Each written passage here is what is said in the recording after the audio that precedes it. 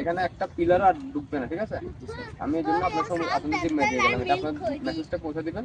যদি একটা পিলার বা একটা কিছু করে আমি কিন্তু অ্যারেস্ট করতে বাধ্য হব, ঠিক আছে? যদি কিছু করতে হয় সরকারের অনুমতি নিয়ে করতে হবে। যদি মনে হয় যে এখানে একটা ডগ হইলে ভালো হবে, লোকের উপকার হবে, তারা জেলা প্রশাসক বরাবর আবেদন করবে, ডিসি স্যার আমাকে তদন্ত দিবে, আমি এসে যদি এটা জনগণের জন্য ভালো মনে হয় আমি প্রতিবেদন দেব। জেলা প্রশাসক স্যার অনুমতি দিলে তখন আপনার কাজ করতে পারবেন, এর পূর্বে নদীর ভিতরে কোনো কিছু করা যাবে না, ঠিক আছে?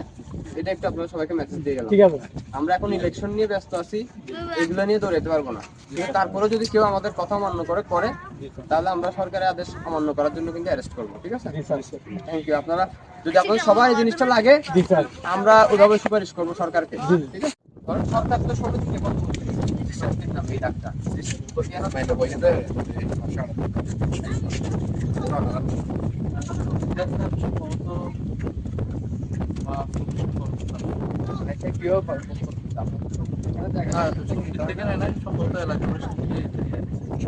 এলাকাবাসী দিতে পারে অথরিটিকে তাকিয়ে দেওয়া আর সমিতি হবে স্যার।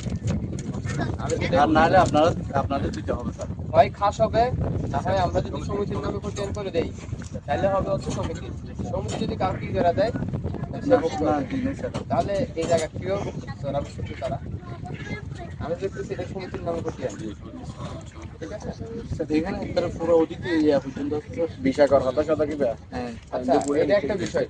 2 নম্বর বিষয় হচ্ছে এখানে বালুগুলো টালাইছে কেন?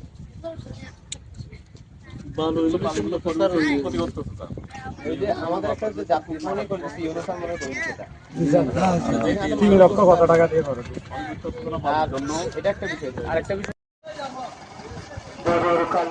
নম্বর ব্লক মগনা মাপাড়া নিবাসী নম্বর ব্লক মগনা মাপাড়া নিবাসী মালিক